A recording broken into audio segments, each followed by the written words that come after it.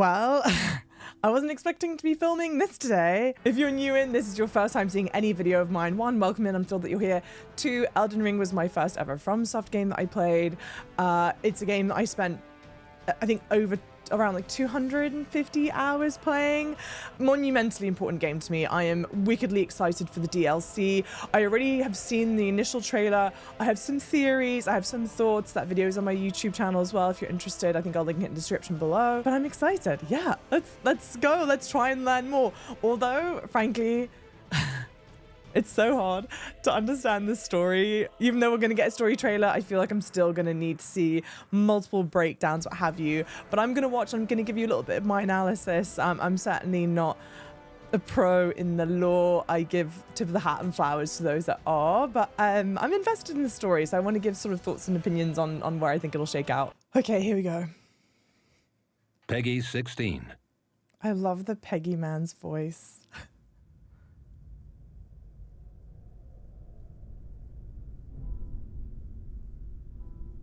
Mikula the Kind spoke of the beginning. The seduction and the betrayal. Whose voice is this?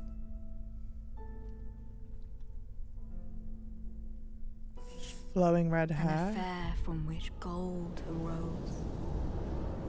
Wow. And so too was Shadow born. What followed was a war unseen. Massive, massive. Way bigger than one that could never Fire Giant.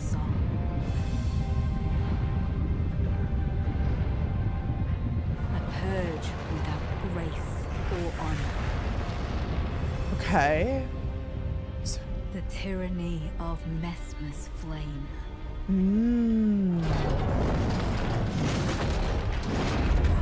Wow. I love his character design.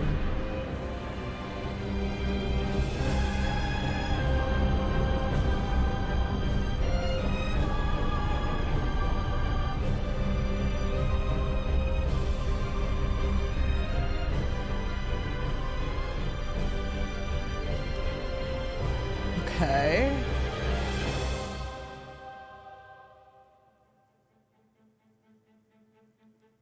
And so kindly Mikula would abandon everything.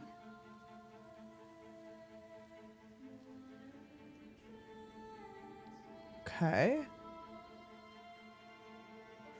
His golden flesh, his blinding strength,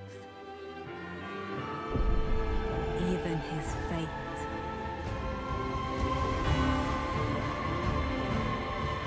But we are not deterred. We're not what? We choose to follow.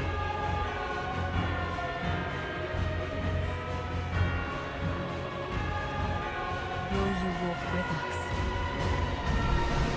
Okay. It was a little hard to understand what they're saying at the end. The music's a bit loud, but it's obviously like, we've chosen to stand with him. Will you fight with us? I think. Okay. Amazing. I'm still...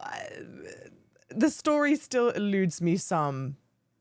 Oh, it's so beautiful. It is so stunning. Okay.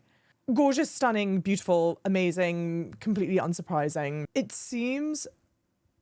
I mean, and this is kind of like as much as we knew. And granted, like I said, like I'm not an Elden Ring professional when it comes to lore.